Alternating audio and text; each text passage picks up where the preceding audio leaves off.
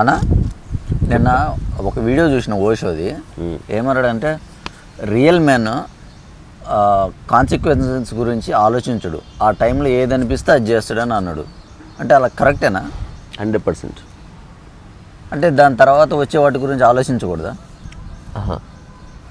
తనకి హాని కలిగించే అంత సూపర్ఫిషియల్గా తీసుకునే స్టేట్మెంట్ కాదు ఇది, భూమి మీద అందరికీ వర్తించే స్టేట్మెంట్ కాదు అది.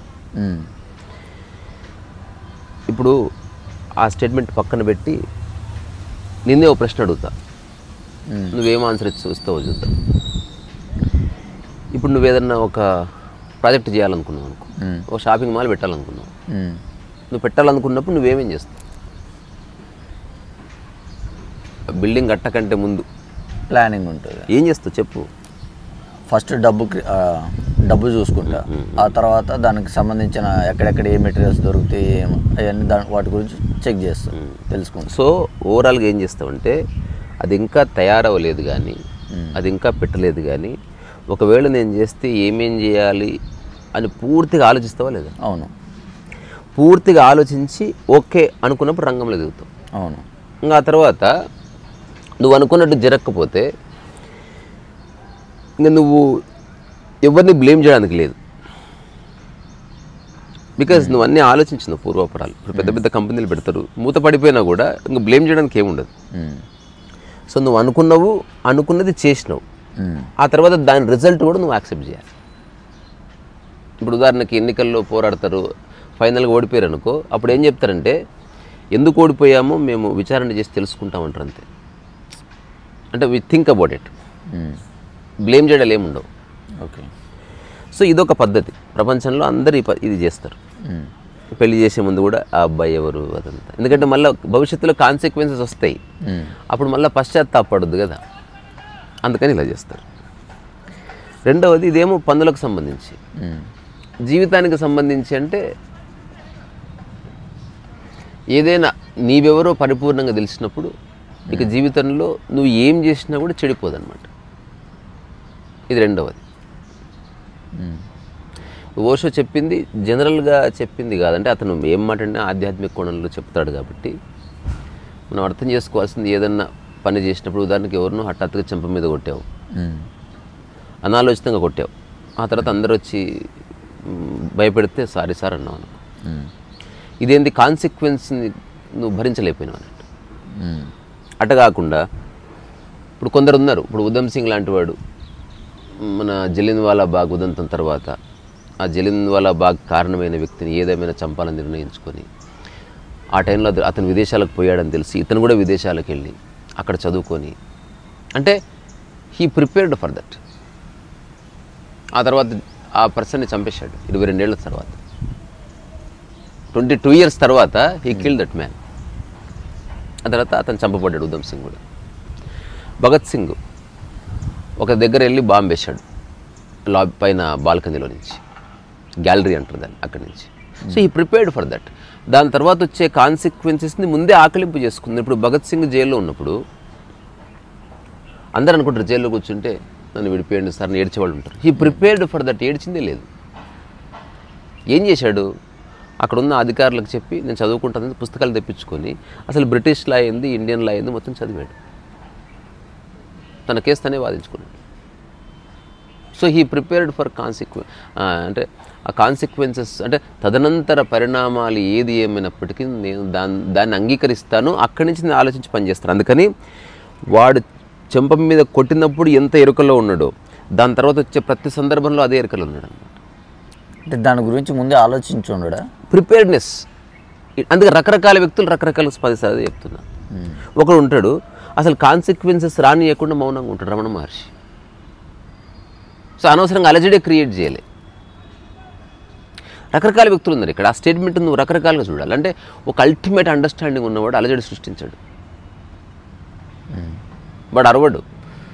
ఒకడు ఏదో చేసి ఉద్యమం చేసి ఇట్లా ఇట్లా ఇట్లా ఇట్లా ఇట్లా మార్చేస్తా అనుకుంటాడు. ఒక రైట్ పర్సన్ ఎవరికి చెప్తే పని అవుతుందో కరెక్ట్ వాడికి ఒక మాట చెప్తే పని అయిపోతుంది. అసలు వాడు ఏం చేసినట్టు కూడా తెలియదు. So different kinds of minds ఉన్నాయి, డిఫరెంట్ కైండ్స్ ఆఫ్ అప్రోచెస్ ఉన్నాయి. వరల్డ్ వ్యూ ఉంది, ఎగ్జిస్టెన్షియల్ వ్యూ ఉంది. అట్లాగే ఒక నేను స్పిరిచువల్ పర్సన్ అనుకున్నప్పుడు వ్యూ వేరే ఉంది. So it depends upon person to person. ఇప్పుడు నేనున్నాను కొన్ని నా హోల్ ఎవ్రీథింగ్ సామరస్యం చెడకుండా చేయడమే, కాన్సిక్వెన్స్ కూడా సామరస్యం వైపు తీసుకెళ్తాను నేను. నాకేం భయం ఉండదు, కానీ ఎగ్జిస్టెన్స్లో సామరస్యం మిస్ చేయొద్దు అనేది నాకు ఒకటి ఉంటుంది. ఓకే. సో ఒక్కొక్కరిది ఒక్కొక్కలాగా.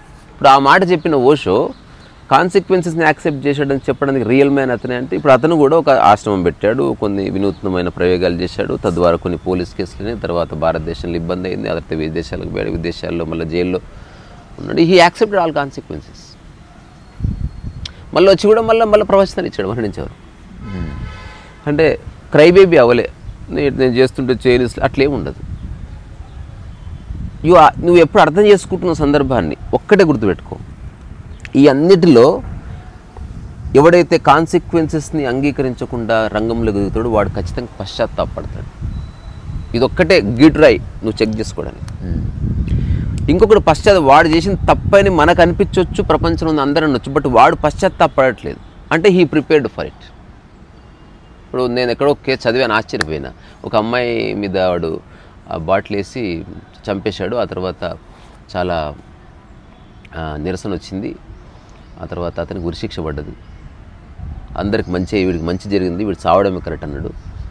ఆ జడ్జి అడిగాడంట, నువ్వు పశ్చాత్తాపడుతున్నావు అంటే నో సార్ అన్నాడు.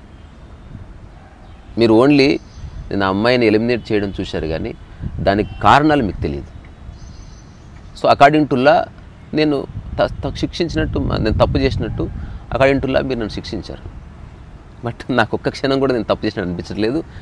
I don't have any problem to die, but I'm dying, నేను సంతోషంగా మరణిస్తున్నాను. నన్ను నేను ఫూల్ చేసుకోవట్లే.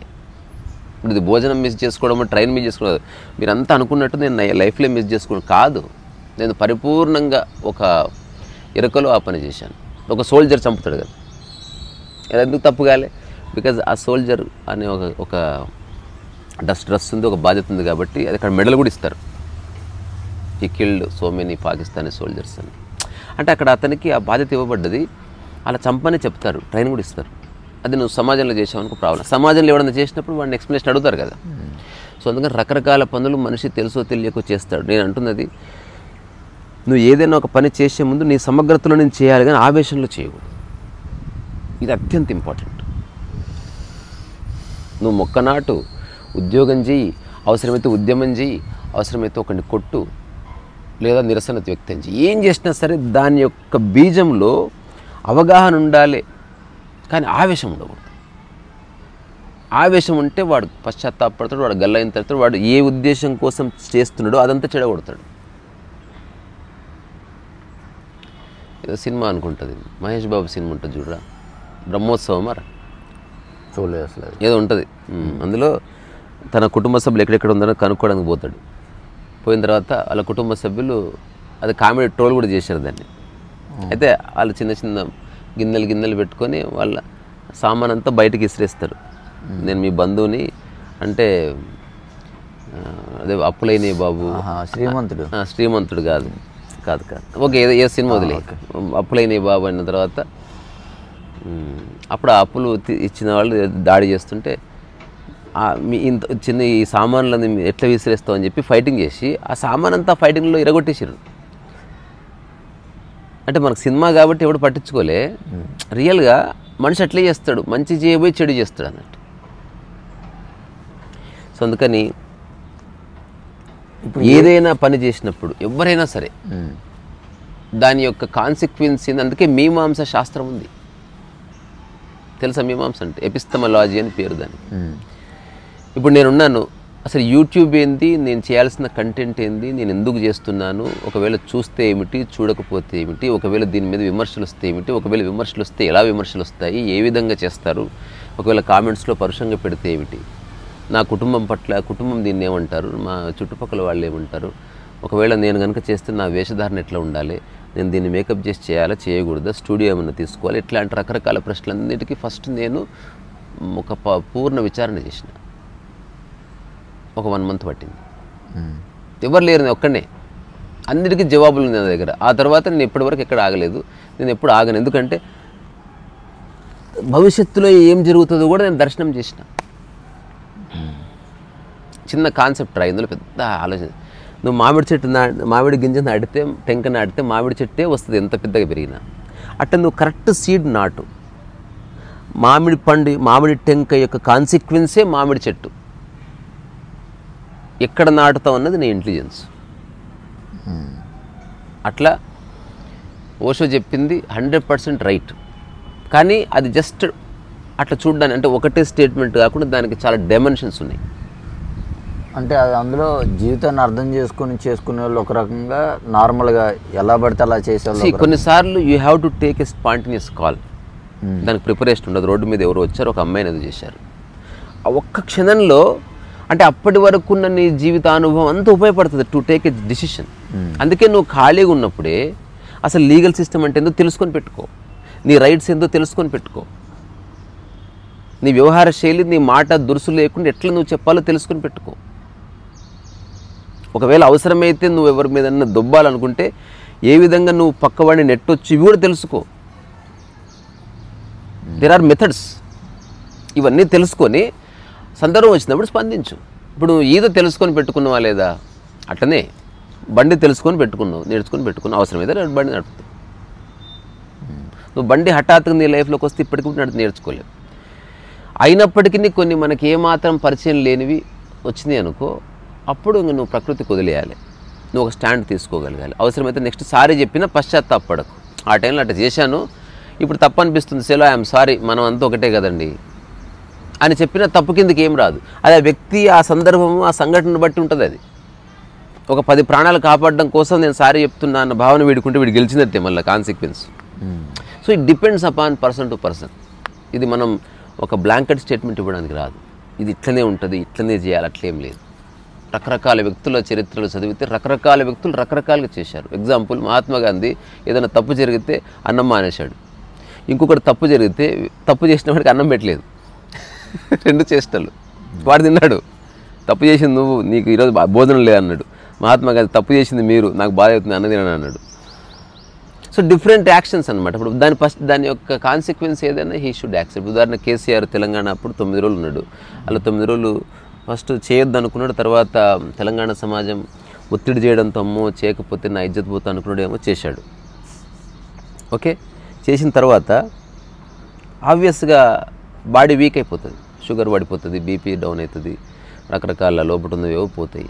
అప్పుడు ఏం చేశారు, హాస్పిటల్ వేశారు. హాస్పిటల్లో ఫుడ్ ఇవ్వలేదు, ప్రాబబ్లీ ఫ్లూయిడ్స్ ఇచ్చిండొచ్చు. సో ఏదో నిలబడ్డాడు.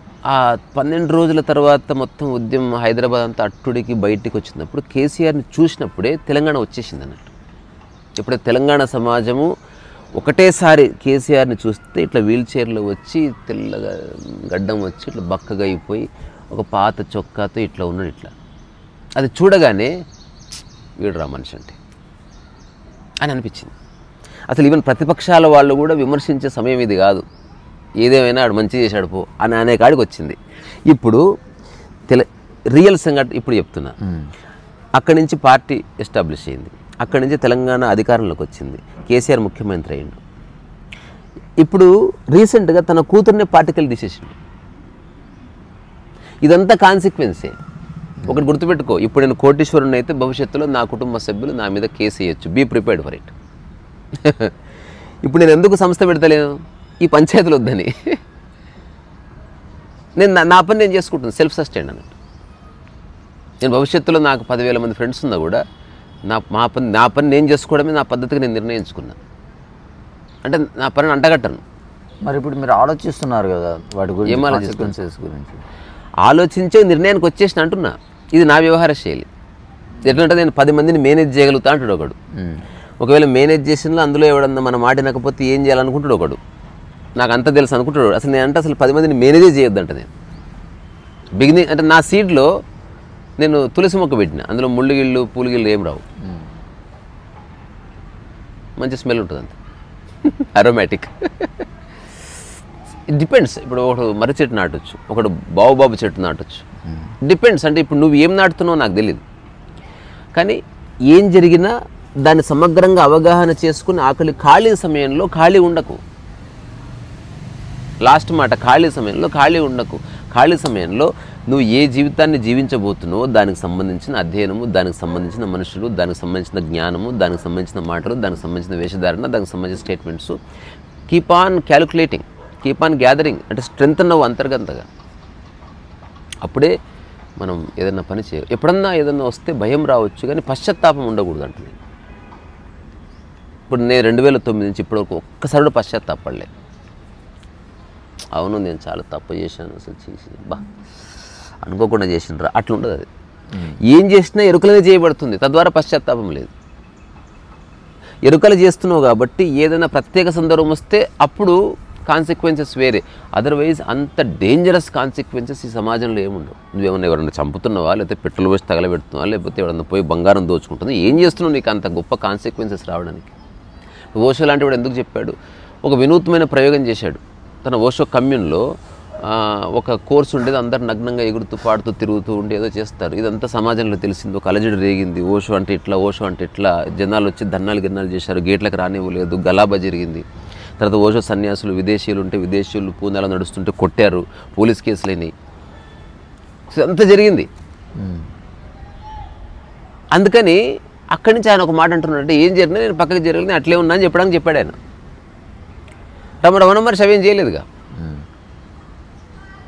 జస్ట్ ఏం చేయలేదు అన్నట్టు.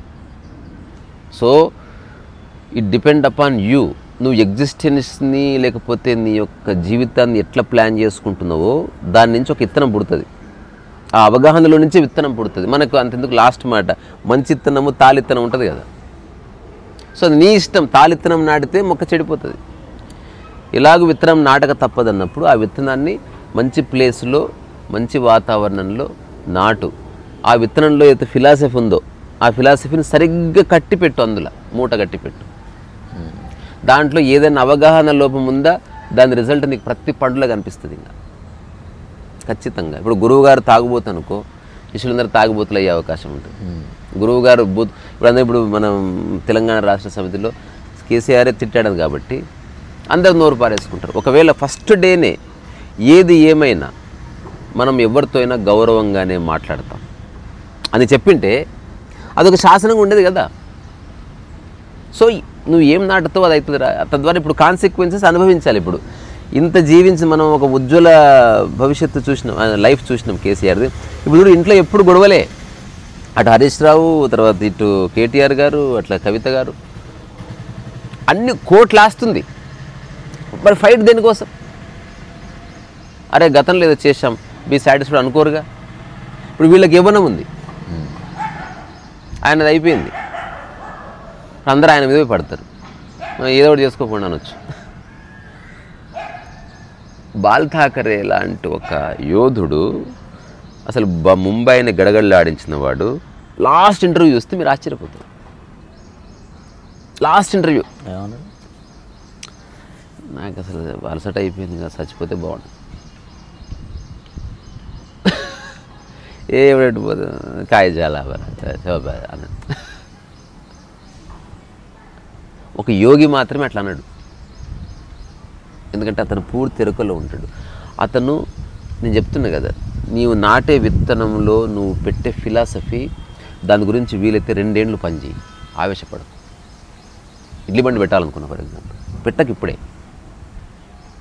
ఆలోచించి ఎందుకు పెడుతున్నావు, నడిస్తే ఏంది, నడవకపోతే ఏంది, అక్కడికి వచ్చినప్పుడు నువ్వు ఎట్లా ఆపరేట్ చేస్తావు దాన్ని, అక్కడ ఉన్న ఫిలాసఫీ పెడతావా నువ్వు.